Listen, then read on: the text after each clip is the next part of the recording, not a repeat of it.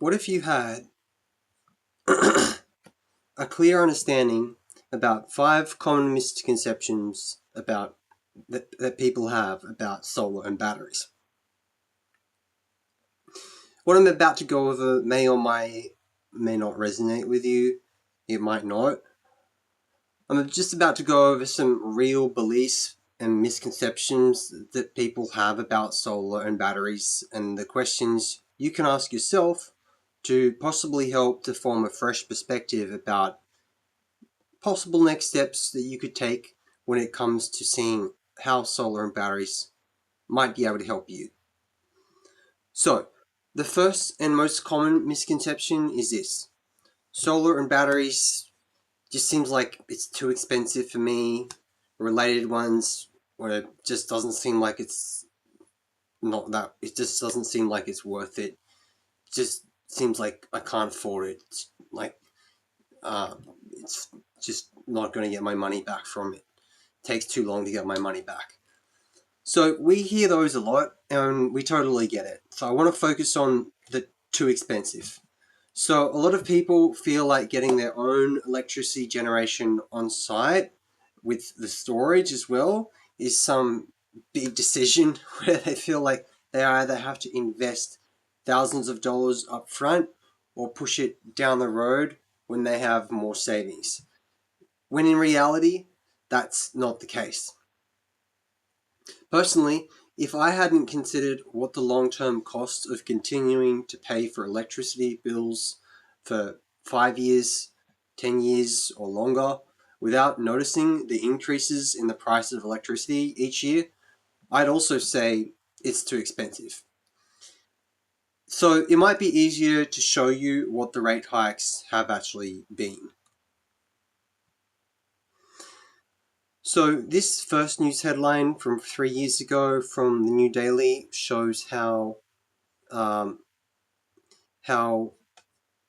AGL and Origin increased their electricity prices by up to 30%. So 2 of the big 3 electricity retailers that a lot of people have that get their electricity bills from, they increased their prices by up to 30% 3 years ago. So you can find that yourself online. Next one I want to show is this tariff tracking project from St. Vincent de Paul's, Vinnie's. So these lines here in this chart show how the electricity prices for a typical home that uses 6,000 units of electricity per year. The units are called kilowatt hours, kWh, how they've increased. So, for example, for the blue line, the dark blue line, New South Wales, they've gone from $1,400 per year up to about $2,700 per year from 2009 to 2023. So they've almost doubled over 14 years, and this is for a typical electricity bill from the regulated standing offers. So the default offers, and you might be able to get a lower annual bill by switching to a different retailer, but you can get some savings, but it's not a huge amount, not a drastic difference. This one here I want to go show is there's 2 electricity bills here. One is from 1991. They're both from the same person. His name is Simi. So he published a separate video on YouTube about this. But this one in 1991, you can see he only had 2 charges back then. And the reason there were 2 charges is because it's from April to July, so from one financial year to the other. So you can see there was a rate increase of 3 cents during that time. So, but you can see that he was charged $280 for the quarter. This was in 1991, and so if you look at what $280 would have bought you in 1991 compared to today, there's quite a difference. You can use the RBA inflation calculator for that.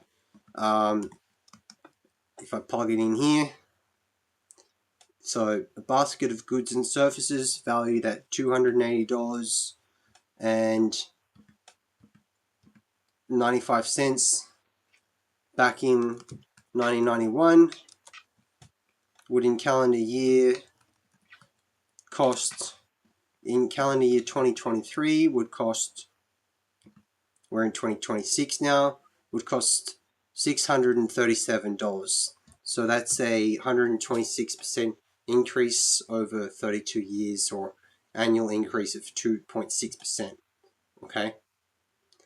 Now, coming back to this, if we fast forward, so his average rate was about 9.8 cents per kilowatt hour, which I calculated in these comments. This is all available in a Google Photos album. So yeah, you can see that here. That's his average electricity rate in 1991, 9.82 cents per kilowatt hour. And then if we look at his 2023 bill,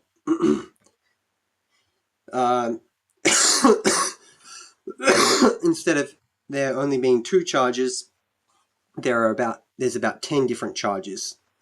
So it just goes to show how complicated electricity bills have gotten. So again, this one was from June to July 2023. So it shows the rate hikes from one financial year to the next. So you can see that the rates went up from 30 cents to 40 cents. So it's quite a jump. And the daily supply charges went from $1.26 to $1.76. That's for general use. And then there was another charge of 14.85 cents. I'm not sure why that was there, but it was. And he also had a controlled load charge for his hot water of 14.9 cents per kilowatt hour, which went up to 17.3. So again, all the rates increased. His solar credits, he did get some 6.7 cents. This was back in 2023. Now they're more like 4 cents per kilowatt hour. And he only got $7.66 for the credits for his solar exports that he sent back to the grid. That wasn't used in his home.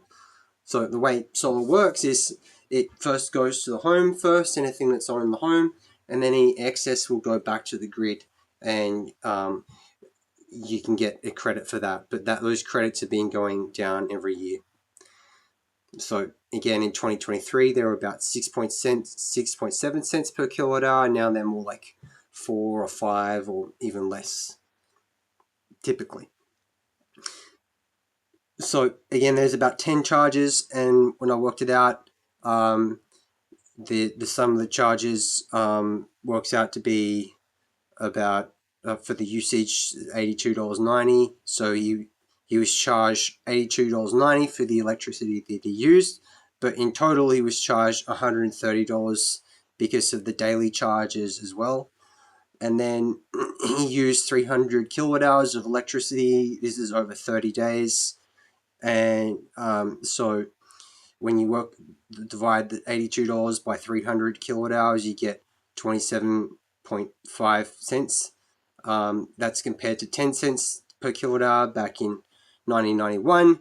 However, that rate is not accounting for the daily supply charges as well. So when we factor those in, so if we add the daily charges and the electricity charges, then we get $138. And then divide that by 300 kilowatt hours that he used, it's 46.1 cents per kilowatt hour. So compare that to 9.82 cents per kilowatt hour back in 1991. It's a 361% increase over 32 years, which works out to be about 11.3% on average per year.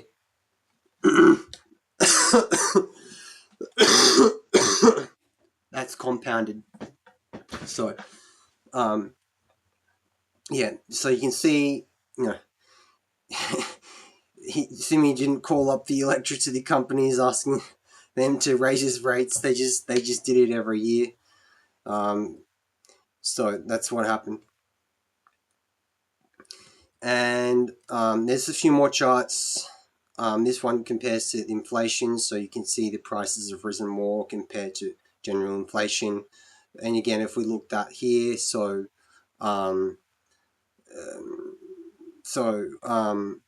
comparing, it was a 11% increase per year compared to general inflation has been about 2.6%. So it's about over 4 times higher per year the rate in the increase of electricity compared to the costs in general inflation over that time.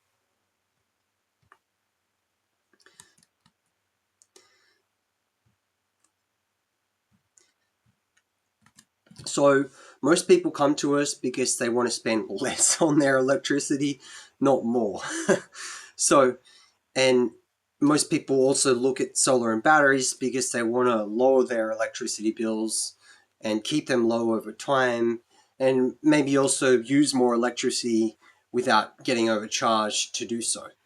So they don't have to like cut back and sweat it out in summer and rug up in winter. So would that possibly be also motivations for you as well to do the same? And what would have to happen to make taking the next steps with looking at this a no-brainer for you when it comes to actually taking the time to look at solar panels and batteries and possibly getting it for your home if it looks like it made sense to do so? And to be frank, it doesn't always work out. Some homes aren't eligible. There are multiple factors that can determine that. Um, but yeah, what would have to happen to just take a moment to look at it?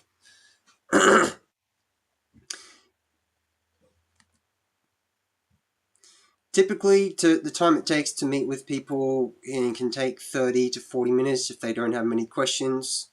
To be frank, sometimes it can take a bit longer if getting into a conversation. But yeah, 30 to 45 minutes is all it would be really required to go over how we can possibly help you with your home with your electricity. So it's not really much, and then there are common misconceptions that I will continue to go over. But if you feel comfortable take some time to book some time to speak with us, feel free to do so. You can contact me directly if you have my contact details, or contact the company. You can go to electrifyingaustralia.com.au to get in touch with us. So I'll continue to go over more common misconceptions that people have. So number 2.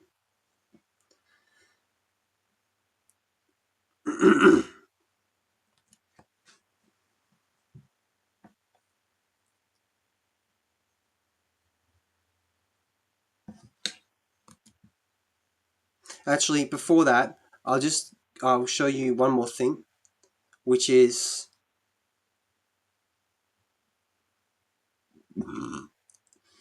Rob's electricity bills. So if we look at that, 1 second.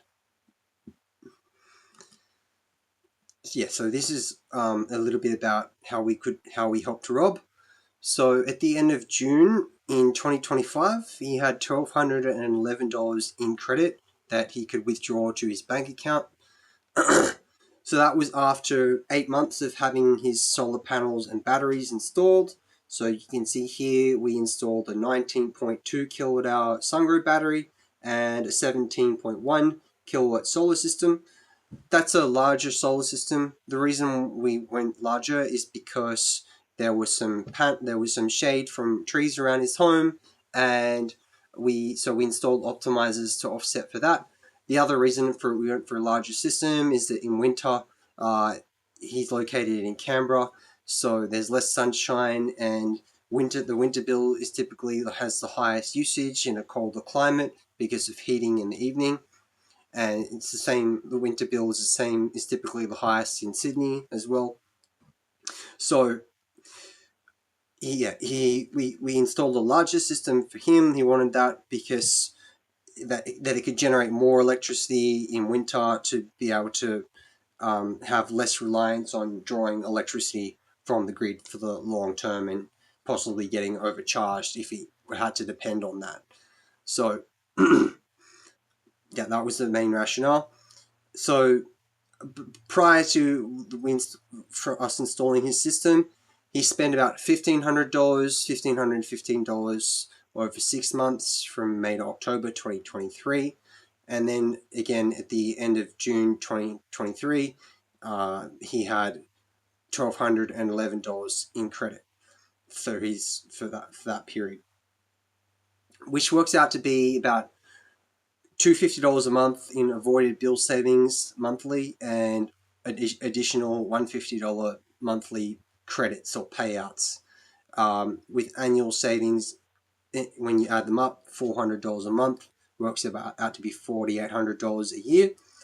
And then if we extrapolate that out over 10 years, over the long term, if we can be conservative with inflation of 2 to 5% a year, even though they've been 11% a year, his savings would work out to be around $59,000 to $68,000 over 10 years. That's assuming his electricity usage stays about the same, and but also the wholesale rates stay, in line with those inflation rates. But yeah, that's generally what can be expected in line with the long-term increases in the price of electricity.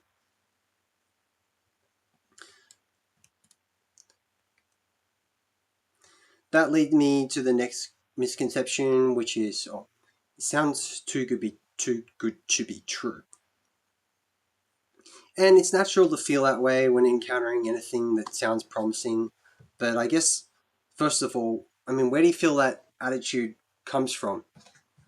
Could it possibly come from someone that never really took action to like be able to do more things, to take more opportunities in life, and have more control and independence?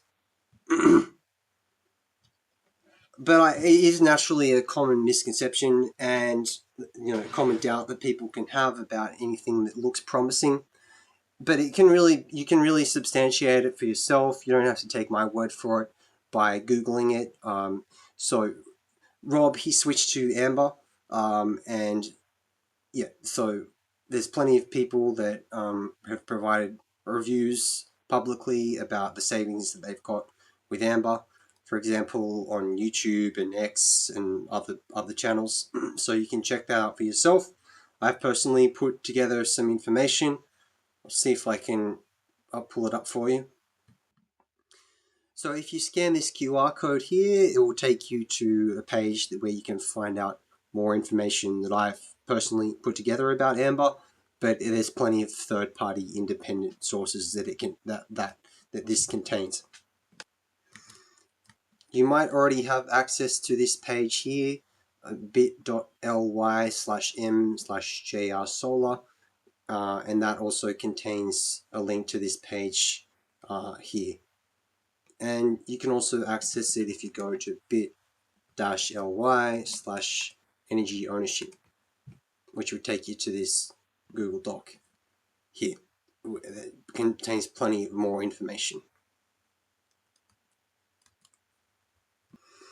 Another very common misconception people have is when they say they look at the upfront amount for solar panels and they're just not aware that there's another avenue where instead of paying money up front for it, they can just redirect the funds that they're spending on their electricity anyway.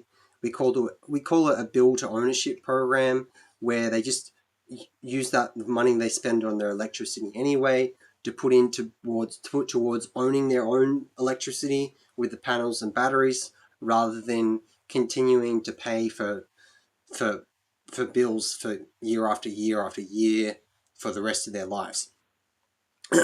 So with that program, after a few years, the bills stop and they don't have any bills anymore, no electricity bills, no bill to ownership bills to pay off the panels and batteries. So it just enables them to own their electricity like how you would for if you bought a home rather than renting it forever. Because I mean, when you bought your home, did you pay cash up front for it, or did you take out a loan for it? Most people take out a loan, right? Especially if it's their first time buying. So I'm guessing that was the case for you. Because why didn't you just rent for the rest of your life? I mean, why take out a loan when you didn't actually have to? You probably said because renting would cost more money over the long term. And that's exactly right. And it's exactly the case as well for when it comes to having a build to ownership, to applying for that, for solar, to get solar panels and batteries, versus continuing to rent electricity. And what I mean by renting is continuing to pay for electricity for bill after bill for the rest of your life with all the rate hikes each year. So I hope that makes sense. Because have you considered that all debt is really just an obligation? People say, oh, I don't want to go into debt. And because right now, how long is someone obligated to keep paying for electricity bills for the rest of their life, right? So can you see the difference with being able to own your electricity, pay it off in a few years, versus just continuing to pay for your electricity for the rest of your life? Okay. Which leads me to another question, which is what happens if you just keep doing that? Like with your current setup, you have to keep getting your electricity from the old wooden poles and wires with the aging power stations that are getting retired. I mean, what kind of a financial position is that going to put you in for the long term compared to people that are able to own their electricity and that are spending far less on it? I mean, can you see the difference?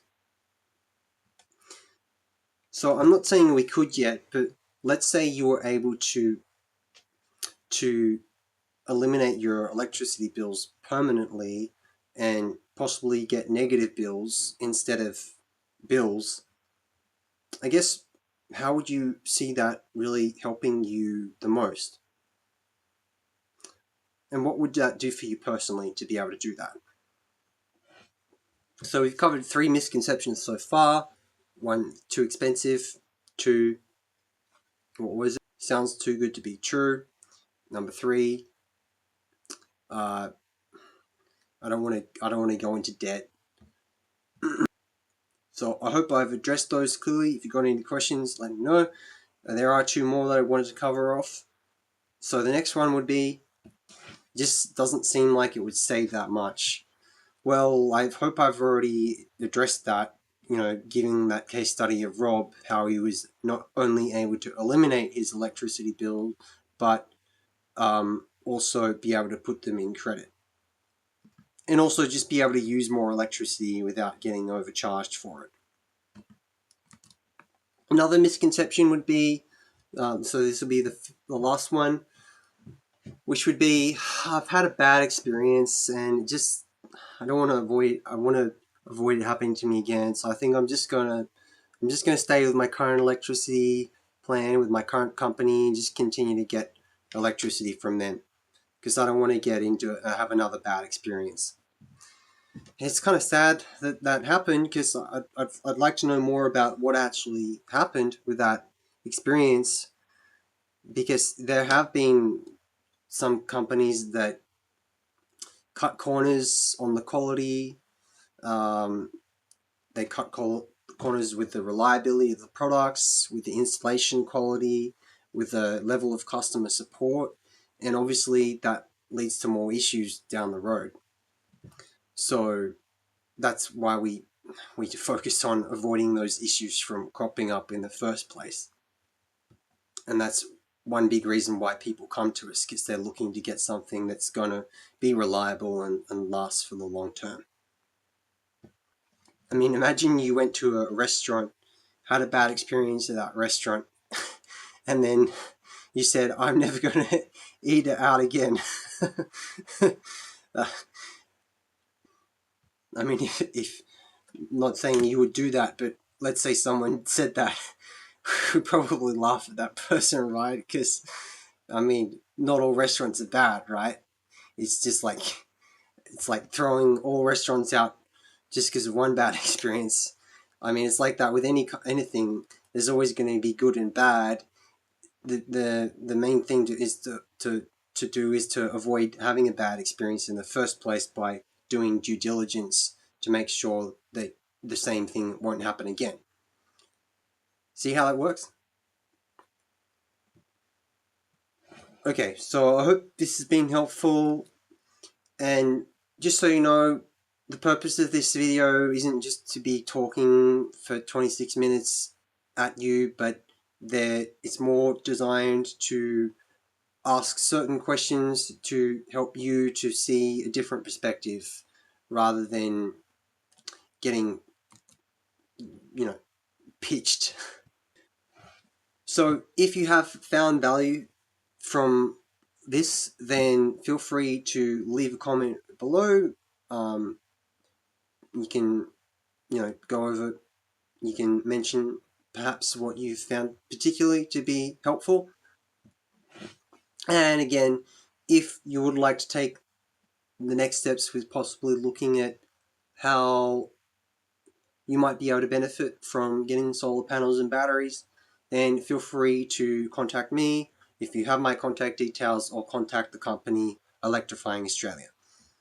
Alright, you should be able to use the link that I shared earlier. I'll just show it again. Okay, so here it is. So this link, bit.ly/m/jrsolar, I'll share a QR code. That will take you to this page. On this page, there's a link to our website. There's a link to this video. I'm going to update this with this current video that I'm shooting in just a moment. And you can use this link here to book a discovery call with me if you haven't had one, or to book the next steps, which would be a site visit, an in-home visit. And then you can also self-assess your electricity with this questionnaire here. This is one of our awards. This is a good video here about some things to look out for when it comes to looking at solar panels, looking at batteries, home batteries. And then just some information here about Amber. And again, this is a link to the document that I already shared. So this particular link will take you to this video here, which has more information about Amber. And that's is there anything else? This is a sign-up form that you can use to switch to Amber. It's probably best to wait until after you get a battery. You could switch before. Some people without solar panels and batteries can save more if they're able to be more mindful of their usage, and especially if they can use more during the day and less at night, because the wholesale electricity prices can go low or even negative in the middle of the day and then higher at night. But because Amber doesn't make a profit off of how much electricity you use and how much you send back to the grid, you could end up saving more anyway, regardless, because there's no profit again of how much they make.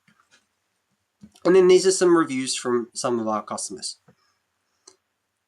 Alright, well, that's all I really had to go over. Again, you can book a call with me using that link that I just shared. And again, if you've got questions, leave a comment, or you can book a call to ask questions with me. And yeah, make sure if you do have questions, to have them prepared for when we discuss when we meet. All right, take care. All the best.